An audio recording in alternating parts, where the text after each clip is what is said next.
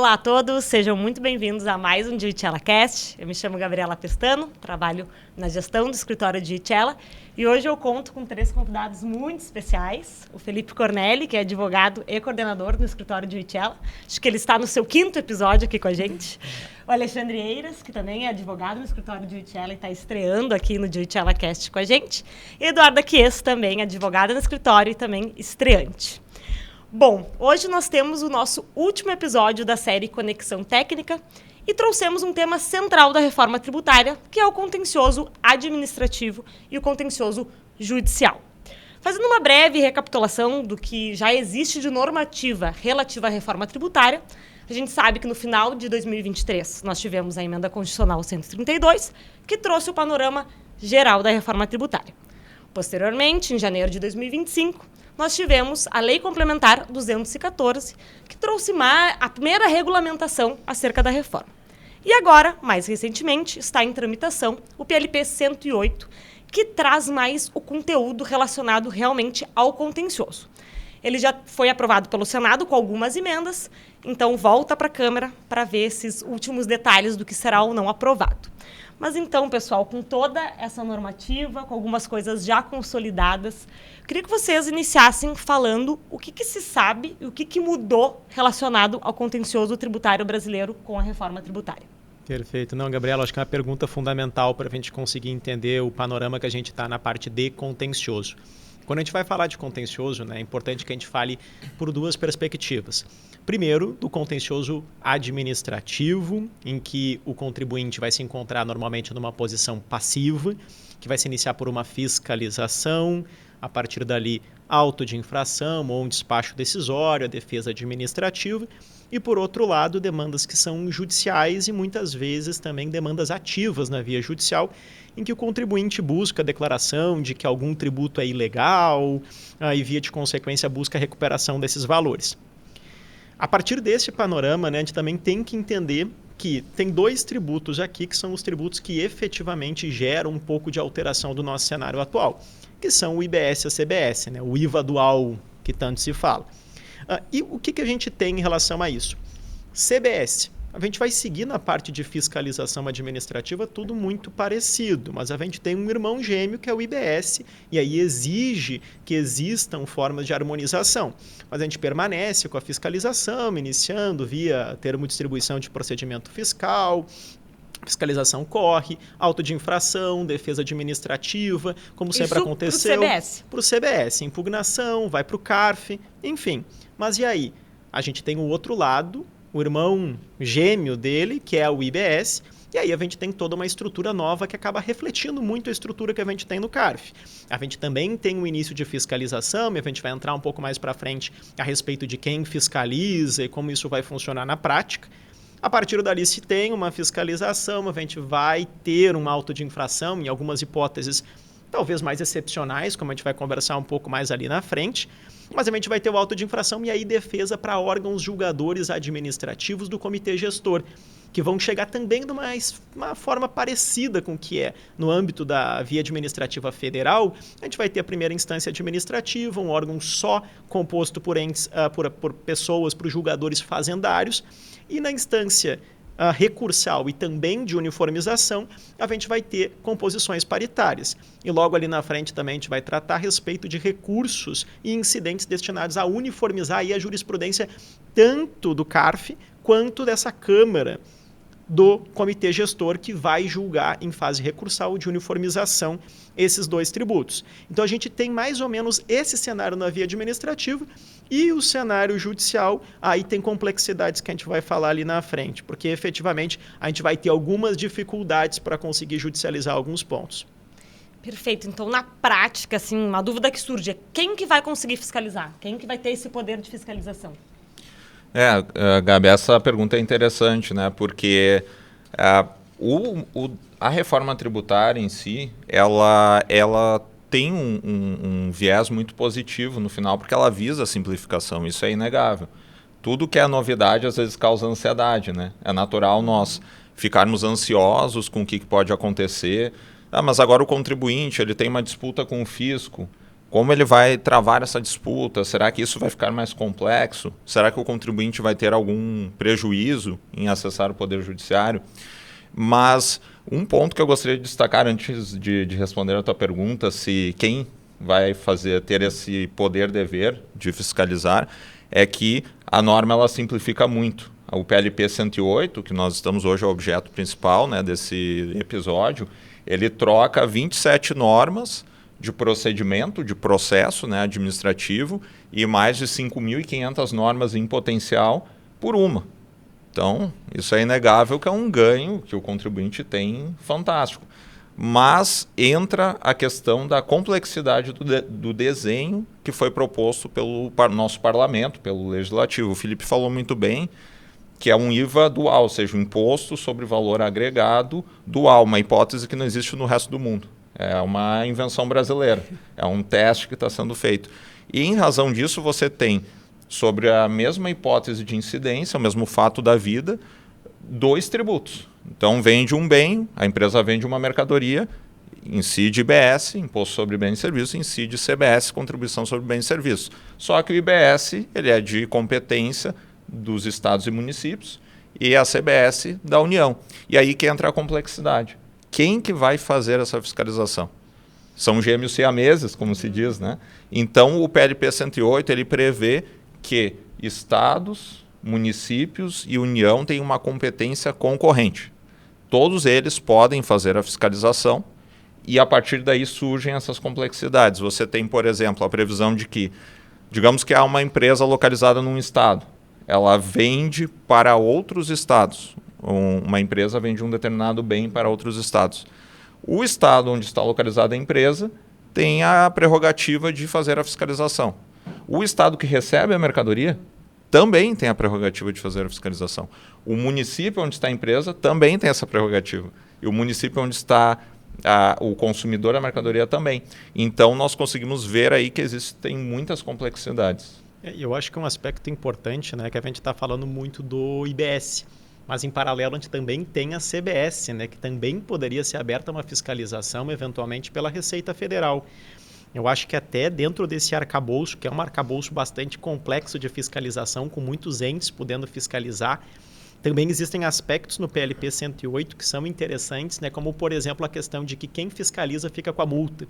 É um aspecto bastante interessante que existe nessa forma de organização prevista no PLP 108 e também algumas formas de cooperação, né, em relação aos entes, estados e municípios, para tentar conseguir evitar que a gente tenha uma sobreposição de fiscalização, que a gente sabe muito bem como é que é, né? Eventualmente a gente tem uma obrigação acessória que foi entregue com detalhamento bastante específico a respeito de como é que se deu o fato gerador, da base de crédito, e a gente tem uma fiscalização pedindo um controle paralelo por meio de Excel, aí outra fiscalização exigindo, eventualmente, informações que na fiscalização anterior, em tese, já foram um pouco respondidas em períodos diferentes. Então, a gente pode ter questões de, eventualmente, a depender de como as coisas andem, da organização que depende muito de regulamentação, que existam, acredito, né, algumas fiscalizações não sobrepostas, mas que exista um fluxo de fiscalização por entes diferentes mais recorrente do que a gente tem hoje em dia, né? Perdão. Não, imagina.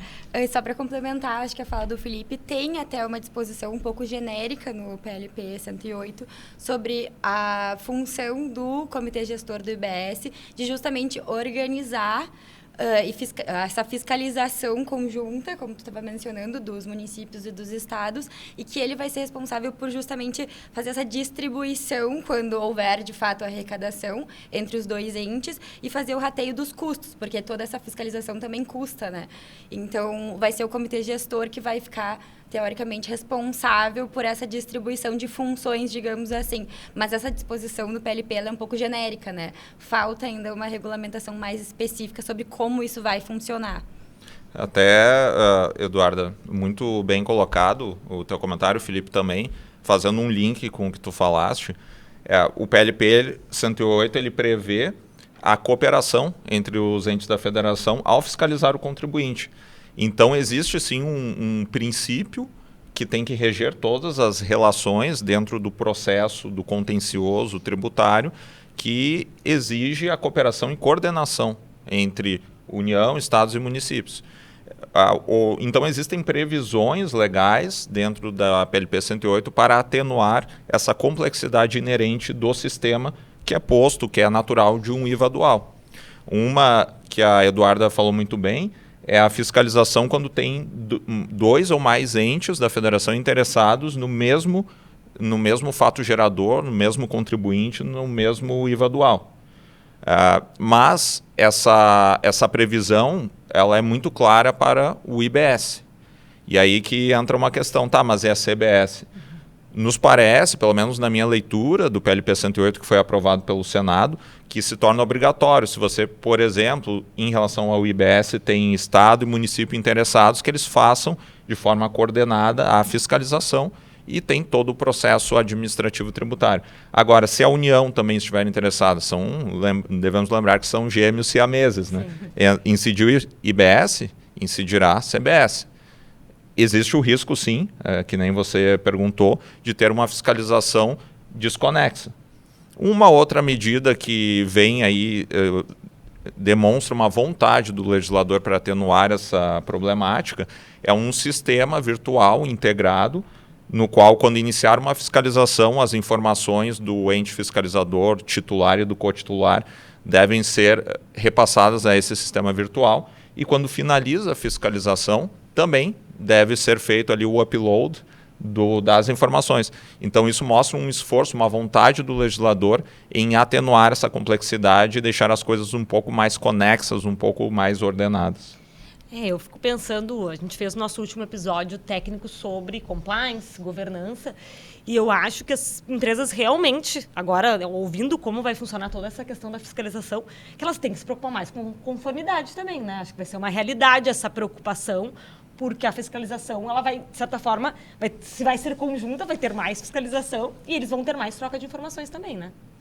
Com certeza, Gabriela. É uma mudança tão significativa como essa da reforma tributária, uma complexidade natural, como nós já falamos, enseja um gasto maior, inclusive, porque a gente está falando de uma reforma tributária histórica que quebra um paradigma de décadas e que tem um longo período de transição.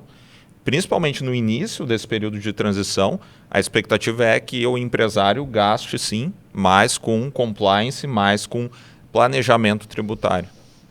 Perfeito. E se o contribuinte realmente for autuado, né, por ambos os lados, né, pela autoridade municipal, estadual, pela Receita Federal, através da Receita Federal, como que vai funcionar daí a defesa por parte do contribuinte? Indo um pouco no que o Felipe já antecipou, vão ser processos distintos, vão ser 2 processos, se a gente for falar sobre CBS e IBS, podendo ser até 3, porque se vier uma autuação de IBS do município e do estado, vão ser 2 processos diferentes, podendo talvez caminharem em conjunto, a depender de algumas regulamentações pendentes.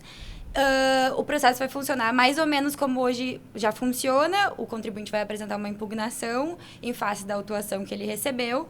E aí, falando sobre CBS, vai funcionar da mesma forma. Vai ser, na primeira instância, as delegacias da Receita Federal que vão julgar. Sendo apresentado recurso voluntário pelo contribuinte, o processo vai ser julgado pelo CARF. Ou seja, mantém-se o que a gente já conhece. Agora, no âmbito do IBS, que a gente tem, sim, algumas novidades, que, indo também mais ou menos no que o Felipe antecipou, vai ser gerido pelo Comitê Gestor do IBS, que também vai ser dividido em 2 instâncias, sendo a primeira instância composta por auditores fiscais do IBS e a segunda instância por câmeras especializadas, que daí são câmeras paritárias, ou seja, compostas por entes do fisco e do contribuinte. O comitê gestor também vai contar com uma câmara superior, que vai ser justamente para julgar, para uniformizar a jurisprudência. Essa câmara vai julgar os recursos chamados recursos de unificação de jurisprudência. Esse recurso vai funcionar mais ou menos como os embargos de divergência que a gente tem no âmbito judicial.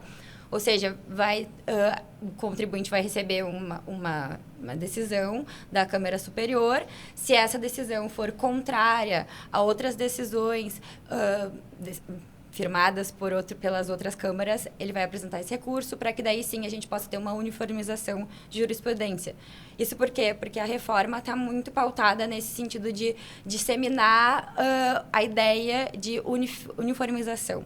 Porque hoje em dia o que a gente tem?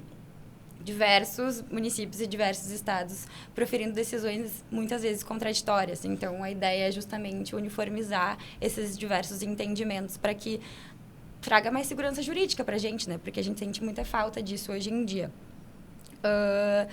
Acho que uma coisa importante da gente mencionar aqui é a previsão do artigo 325 da Lei Complementar 214, que fala sobre a possibilidade de prova emprestada. Ou seja, um município, ele autua o contribuinte, ele vai poder usar tanto fundamentações quanto provas que talvez o Estado tenha utilizado na sua própria autuação. Então, isso, dependendo da forma que for utilizado pelos entes fiscais, federais e estaduais, municipais, enfim, pode trazer certa insegurança, porque, às vezes, isso impossibilita que o contribuinte apresente uma defesa adequada, porque, muitas vezes, ele não participou da formação dessa prova, ele não sabe de onde veio essa informação, enfim, então, acaba trazendo um possível problema a depender de como essa ferramenta for utilizada. Não, perfeito. Tem até um aspecto que eu acho que é relevante, né? Que sempre o processo administrativo, quando ele termina, ele vai terminar. Se é um pedido de restituição, ressarcimento, é claro, vai terminar com despacho decisório, uma decisão que defira o direito ao crédito. Mas em grande parcela dos processos que discutem, que envolvem a via administrativa, decorrem de uma fiscalização prévia, e aí então vai ter um passivo no final dele, que vai ter que ser inscrito em dívida ativa, né? Até o PLP 108, que na versão aprovada pelo Senado, que agora retorna para a Câmara dos Deputados, ele coloca que, havendo uma autuação, é 12 meses para essa questão de uma cobrança administrativa, ao término do processo, para então, aí sim, ele ser inscrito em dívida ativa e poder ir para uma execução fiscal na via judicial. Que aí também vai ser outra questão também de quantas execuções que eventualmente podem ser ajuizadas, enfim, na linha também que o STJ também já se manifestou, né? É justamente isso que eu ia questionar, se em caso de derrota do contribuinte, poderiam existir, então, 3 execuções distintas. Sim. Resposta objetiva. Sim. Eu acho que também nesse âmbito assim das mudanças do contencioso administrativo, acho que algumas mudanças que são positivas para nós que trabalhamos com contencioso é a questão dos prazos. Os prazos vão passar a ser contados em dias úteis, que nem acontece no judicial. E vai ocorrer também a suspensão dos prazos ali no recesso, que no contencioso administrativo hoje em dia não acontece, né? No contencioso judicial, os prazos ficam suspensos entre o dia 20 de dezembro e o 20 de janeiro. Então, isso é outra mudança um pouco na dinâmica do contencioso administrativo que entendo relevante. Perfeito. Então, agora pensando, né, já que a gente sabe que vai poder existir essa sobreposição, de certa forma, tanto em relação à fiscalização quanto em relação à execução. Não existe a chance de ter muitas posições contraditórias entre as instâncias, entre quem fiscaliza o IBS, entre quem fiscaliza o CBS, enfim.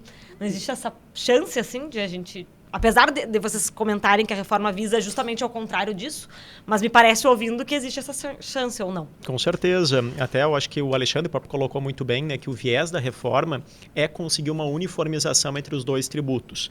Uniformização de regulamentação, que a gente tem por meio da Lei Complementar 214, o PLP 108, a gente vai ter uma instrução normativa também que vai ser conjunta para regulamentar os dois tributos, mas, como a gente vem conversando aqui, havendo fiscalizações diferentes e ainda mais de entes que não caminhavam em conjunto e agora caminham com tributos novos, por exemplo, um auditor fiscal do município que sempre trabalhou com o ISS, agora vai ter que se desenvolver e conseguir entender agora a lógica do IBS, que é uma lógica diferente.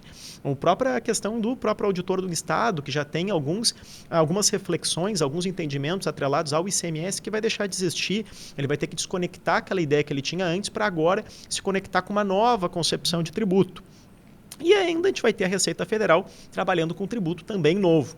Tudo isso pode acarretar, principalmente nesse primeiro momento, que a gente vai ter muitas posições conflitantes. A norma começa a estipular algumas formas para a gente tentar mitigar esses problemas. Por exemplo, como última possibilidade de recurso dentro de uma defesa administrativa, a gente vai ter a Câmara Nacional de Uniformização do IBS e da CBS, que vai viabilizar um recurso para uma última instância que vai buscar a uniformização desse entendimento entre os dois tribunais, CARF e Comitê Gestor, as câmaras superiores do Comitê Gestor.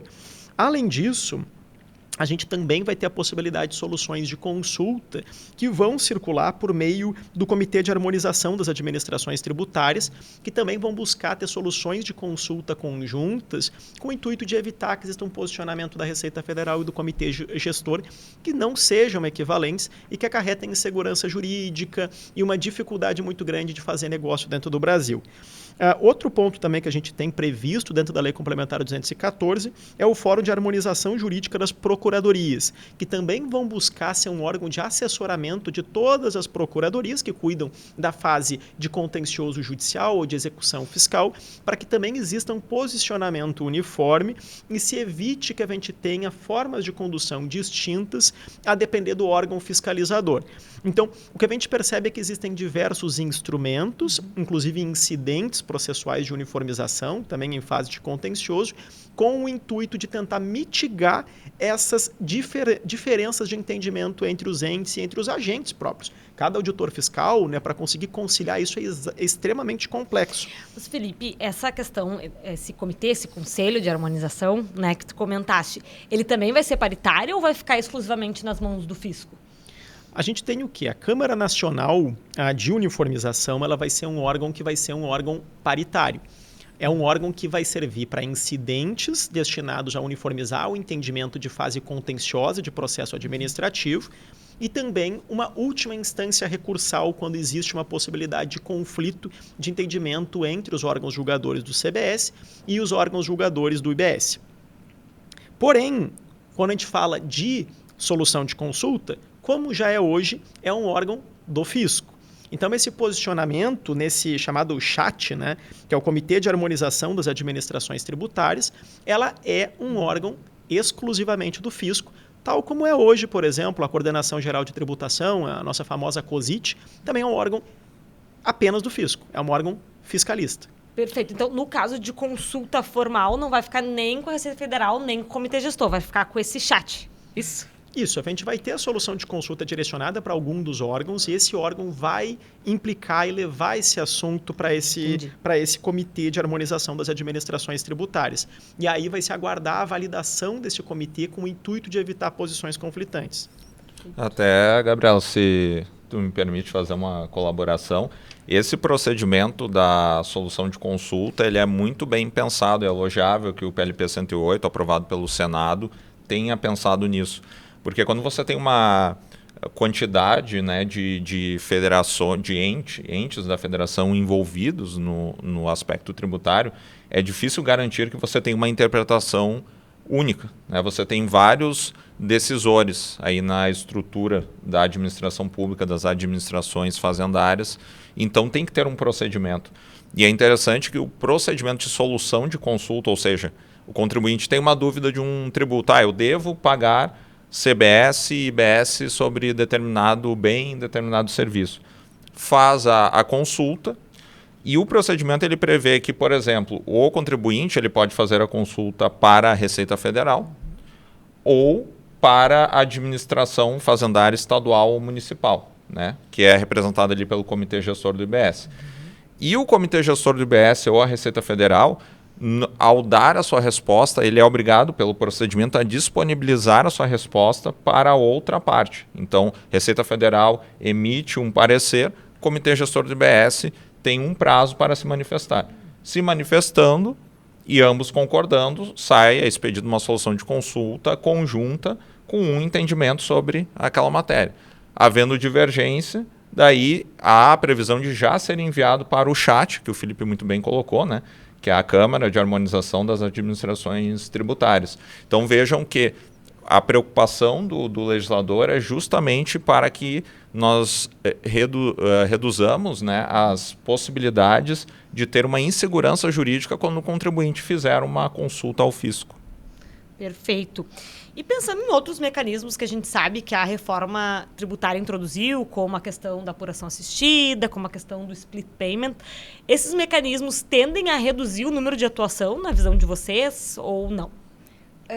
Sim. A tendência é que haja uma redução de número de autuações, justamente porque esses mecanismos foram criados pensando nisso, né? Porque a partir do momento em que tem a apuração assistida e o split payment, a apuração já fica mais redondinha, vamos dizer assim. É mais difícil que haja erros de preenchimento de obrigação acessória, que é uma coisa que a gente vê muito hoje em dia como motivação para uma autuação. Só que, em paralelo à criação dessas ferramentas, também tem aquele engessamento para o contribuinte na hora de fazer a apuração do imposto.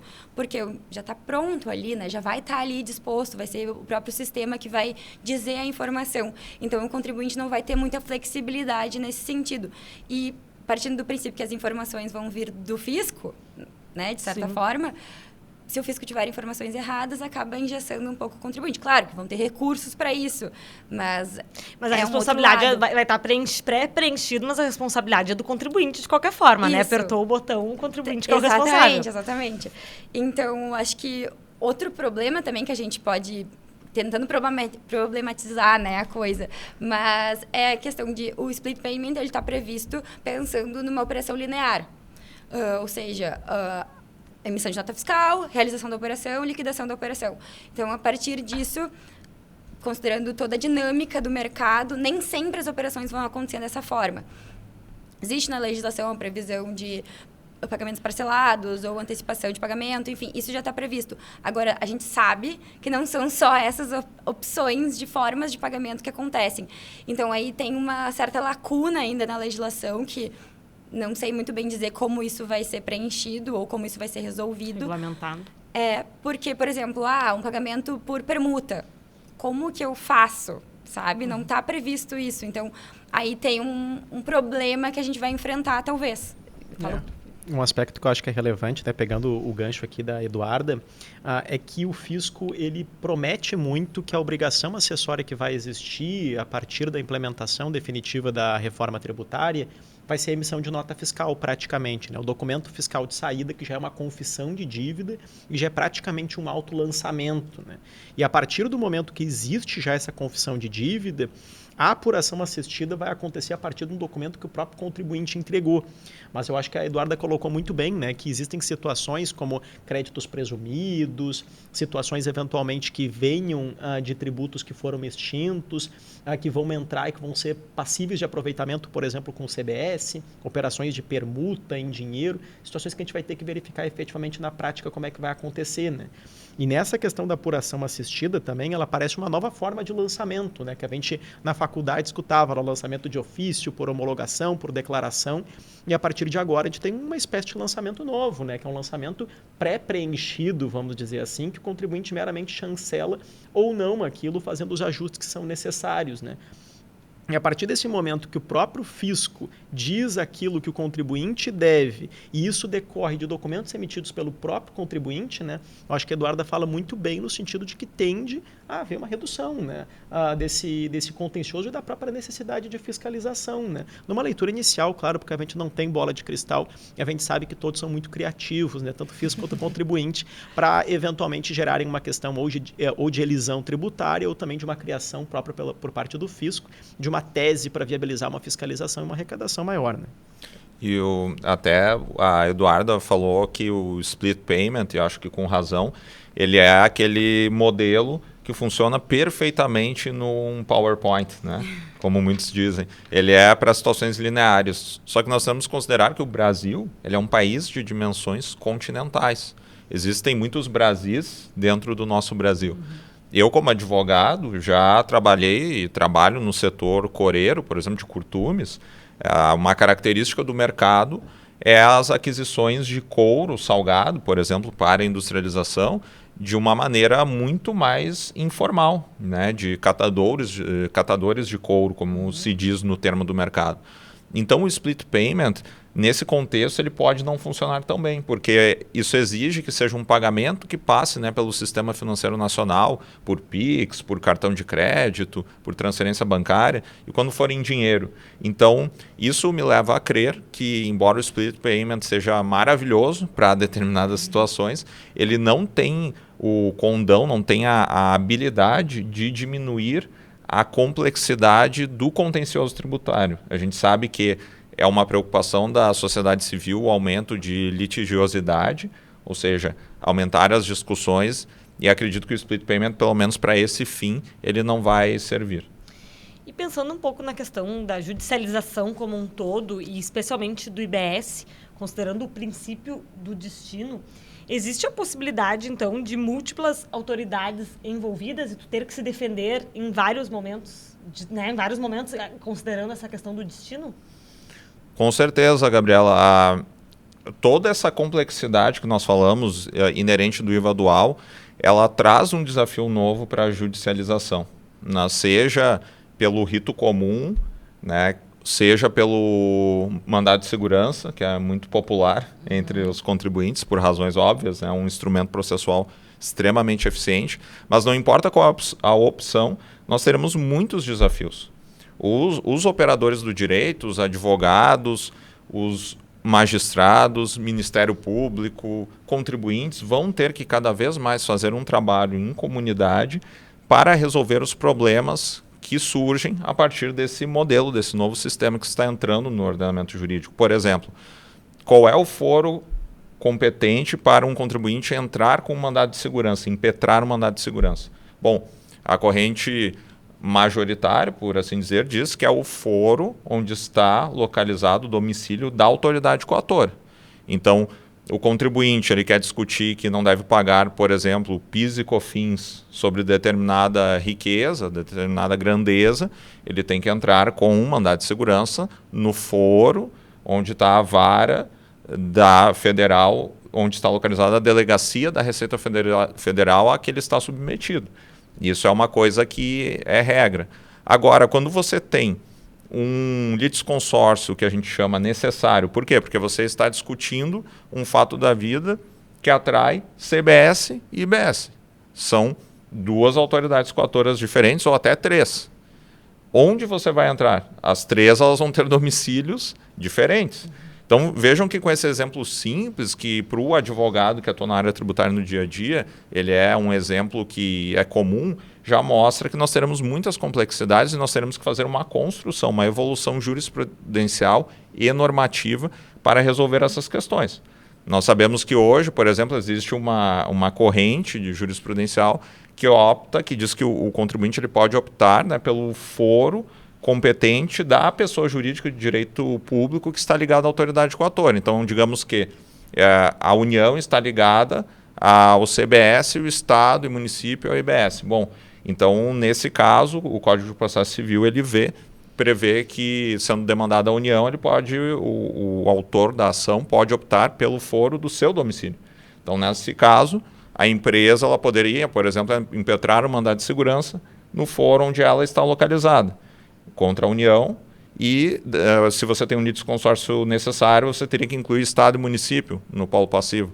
Bom, daí teria que se entrar numa discussão. A Justiça Federal, então, ela atrai, nesse exemplo hipotético, a competência, porque a Justiça Estadual é incompetente para processar causas nas quais a União é parte. Então, vejam que se cria um monte de complexidade que não tem outro caminho. Nós vamos ter que evoluir porque o processo é instrumento.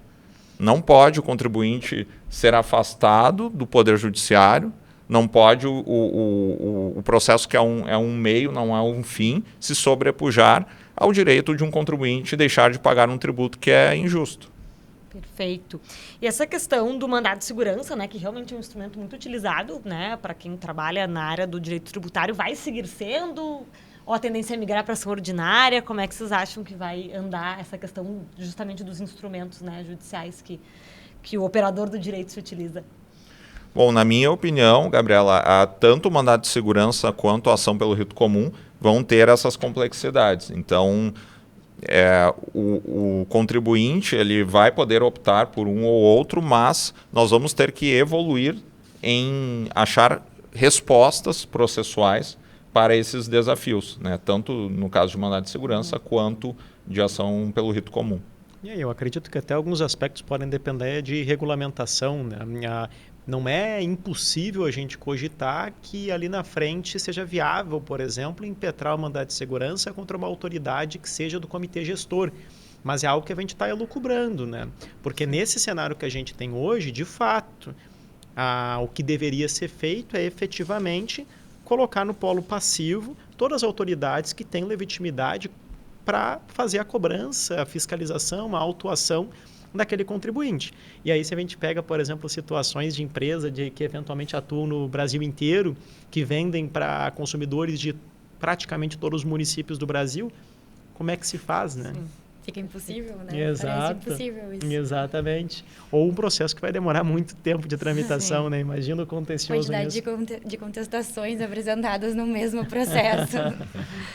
E pensando em mais questão de instrumento, agora, né, focando bem na questão, né, judicial, estamos aqui, né, entre 4 advogados, outras medidas, como a questão das liminares, dos depósitos judiciais, vocês acham que eles vão servir ainda mais agora ao contribuinte diante desse novo cenário com a reforma tributária?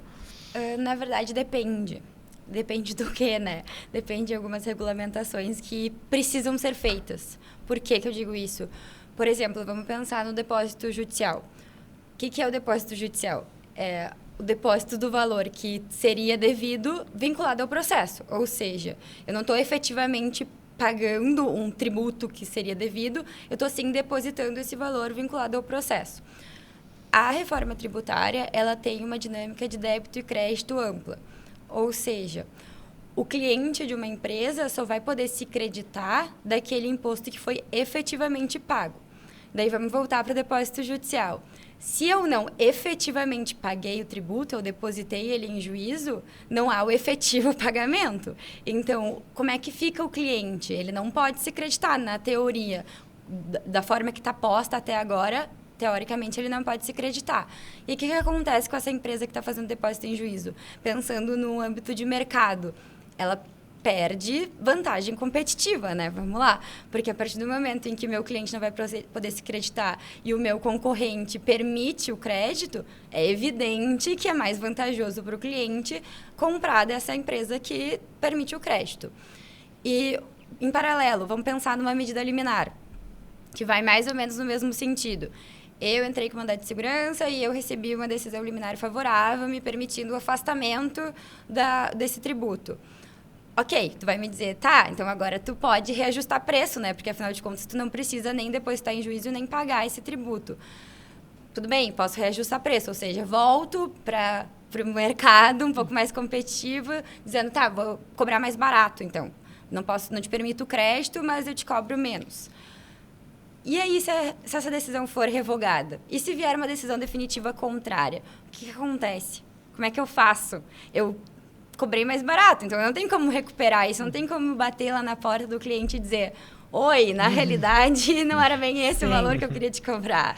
Sim. Então, como é que vai ficar isso, sabe? Então, são ferramentas que, se forem bem regulamentadas a partir dessa lacuna, podem sim ser úteis, mas ainda tem uma brecha bem importante a ser preenchida. E daí também, pensando numa liminar, tá? Voltando um pouco. Tá, foi revertida. Como é que fica isso? Eu vou ter que recolher o tributo que eu deixei de recolher, se eu não tiver feito o depósito. Aí o meu cliente talvez vai poder se creditar de uma bolada de... Não sei, sabe? Sim. Não sei exatamente como isso vai ficar. Eu acho que isso são questionamentos que estou jogando na mesa aqui, mas que são importantes, porque muda muito na dinâmica do mercado. E isso afeta no fluxo de caixa de todo mundo, né? Então, acho que é uma questão bem relevante ainda, pendente. A gente tem conversado aqui, né? De certa forma, a gente frisou muito em todos os podcasts que a gente fez sobre reforma tributária, justamente esse viés, que é uma reforma tributária, mas que, no fim, ela afeta muitas questões estruturais e negociais das empresas, né? Tu trouxe um exemplo muito prático disso, assim, como é que vai funcionar? A gente está falando de um instrumento jurídico dentro de um processo tributário e olha toda a complexidade que isso gera a partir, né, da reforma tributária. Então, muito pertinente esses questionamentos, ainda acho que temos que aguardar para ver o que vai acontecer. Exato. Até a Eduarda falou de uma questão interessante, que é a repetição do pagamento indevido. Porque o que acontece? Muitas empresas no Brasil, quando a gente fala de direito tributário, de litígio, processo tributário, estão acostumadas a ingressar com uma tese e não mudam o seu procedimento, seu dia a dia, continuam pagando um tributo que muitas vezes entendem que é ilegal, que é inconstitucional, e discutem o direito de deixar de pagar esse tributo no processo. Ganhando o processo, a empresa ela recupera o que pagou indevidamente desde os 5 anos anteriores ao ingresso do processo judicial. Então, imaginemos que um processo que nós entramos pode abarcar um período de 5, 10, 15 anos, né, dependendo de quanto tempo dura. Só que agora, com a reforma tributária, existem mudanças relevantes, né, quanto a essa estratégia. O sistema ele foi desenhado para que a carga tributária ela seja repassada para o próximo elo da cadeia, para que tenha neutralidade fiscal. Dessa forma, pelo menos da maneira como hoje se pensa em recuperar o indébito, parece que não vai ser possível. Isso terá que ser abordado, enfrentado pelos tribunais, mas há uma mudança em vista muito relevante em relação a essa estratégia que é tão comum das empresas. E um ponto para contribuir, né, é que a gente falou muito a respeito dessa questão de geração de crédito para a próxima etapa. Se a gente fala numa situação, por exemplo, de varejo, em que o consumidor final não tem o direito à apropriação do crédito, situações como liminar, depósito, podem eventualmente se justificar. A gente sabe que tem jurisprudência no Superior Tribunal de Justiça reconhecendo a possibilidade das empresas que fizeram depósito judicial em relação a ICMS, IPI, elas têm direito de recuperar aquele depósito ao final do processo, porque estaria demonstrado que não houve repercussão econômica do tributo. Então é um aspecto também de ser ponderado dentro desse novo cenário, né? Como se operacionaliza e para quem é viável se operacionalizar algumas estratégias que hoje são muito corriqueiras, né, dentro da nossa rotina. Perfeito. E existe um risco, assim, na visão de vocês, de concentração de demanda em poucas entidades legitimadas a partir de tudo isso que a gente conversou? Eu acredito que tem um aspecto relevante que a Eduarda colocou muito bem aqui, né? Que eventualmente se ingressar com uma demanda judicial, se realiza um depósito, consegue uma liminar e se aproveita a partir dali essa decisão, ou enfim, não recolhe o tributo, né? Se faz o depósito judicial desses valores, a gente pode ter um impacto para o próximo elo da cadeia, uma perda de capacidade de competir dentro do mercado, ou ter que alterar a precificação, e ali na frente, eventualmente, se cai a liminar, ou se eventualmente esse depósito é reconhecido como, esse processo é julgado improcedente, o depósito é convertido em renda, enfim, situações bastante polêmicas que podem acontecer, e isso pode acarretar uma questão de uma coletivização de algumas demandas e também o uso de instrumentos de controle concentrado perante o Supremo, para que a gente tenha definições mais gerais a respeito da tributação.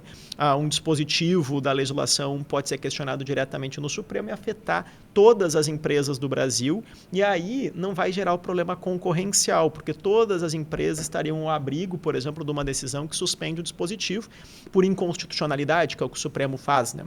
É o que o Supremo julga. E também eventuais mandados de segurança coletiva ou outros instrumentos que podem acabar gerando uma concentração em federações, confederações, sindicatos, associações que têm essa legitimidade para ingressar com demandas de cunho coletivo. Porque aí se consegue fugir desse labirinto que a gente tem, que é acarretado pelo fato de que só se recupera o tributo se não houve repercussão, se não houve crédito. E aí se foge um pouco dentro desse cenário que impede, em certa medida, a judicialização. Perfeito. E em relação a essa questão, né, do contencioso, desse cenário contencioso que a gente ainda... Existem muitas dúvidas, né? Afinal de contas, existe já algum projeto de lei para regulamentar ou, enfim, modular essas questões que a gente está debatendo aqui? Gabriela, eu penso que a reforma tributária ela é um ponto de partida, ela não é o ponto de chegada.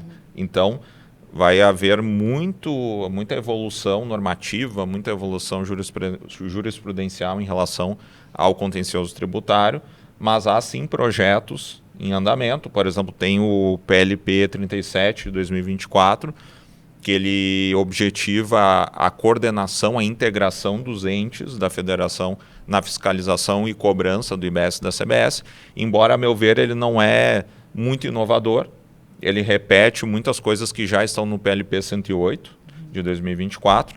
Nós temos ali outro exemplo, o PLP 124 de 2022, que é muito louvável a iniciativa, porque ele objetiva a resolução consensual de conflitos entre o contribuinte, entre o fisco. Então, ele dispõe sobre transação, arbitragem, mediação. Isso talvez seja um futuro, uma evolução aqui no Brasil, né? Nós sabemos que o Brasil é um dos países que mais tem discussões no Poder Judiciário. Eu morei 1 ano nos Estados Unidos e lembro que lá é totalmente incomum se pensar no contribuinte brigando com a administração fazendária no judiciário. Os números de demandas são muito menores do que aqui no Brasil.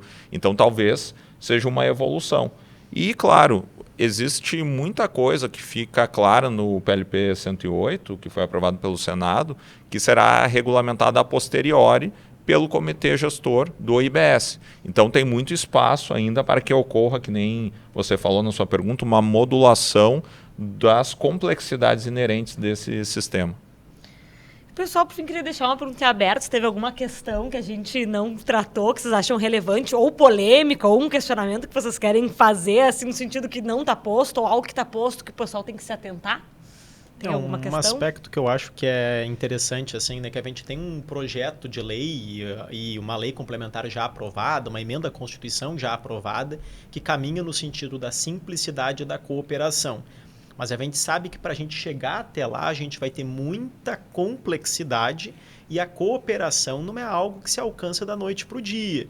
Como o Alexandre bem comentou, o maior litigante do Brasil é o próprio Estado. Então, para a gente conseguir sair desse cenário para um cenário cooperativo, que muitos almejam, é uma longa caminhada pela frente. Eu acho que o Alexandre até teve um momento que ele comentou, eu acho que o litígio continua. E é bem provável que o litígio continue por um bom período de tempo. Principalmente na transição. Exatamente. Até que a gente chegue talvez a posições um pouco mais consolidadas a respeito de algumas questões que tratam da reforma tributária. Tem uma lei chamada na economia que é a lei de Carnot. E essa lei diz que a lei boa é a lei velha. Porque já houve tempo de ser tratado disso dentro do Poder Judiciário. Então, o tributo bom é o tributo velho. A gente abriu mão de tributos que, finalmente, a jurisprudência estava se consolidando para a criação de novos tributos, novas discussões que devem vir pela frente a partir desse novo cenário. E, diante disso, é muito importante que a empresa esteja devidamente assessorada por profissionais que consigam apoiar nesse momento de transição. Porque a gente sabe que vai ter oportunidade e vai ter dificuldade.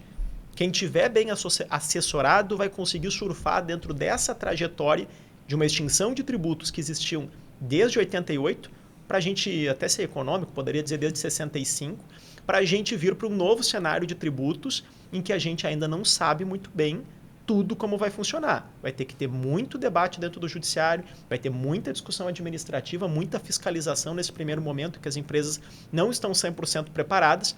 Então, se não houver um assessoramento adequado e um apoio também no momento de eventualmente uma fiscalização, um litígio que venha a ser instaurado pelo fisco, essa empresa pode estar em maus lençóis.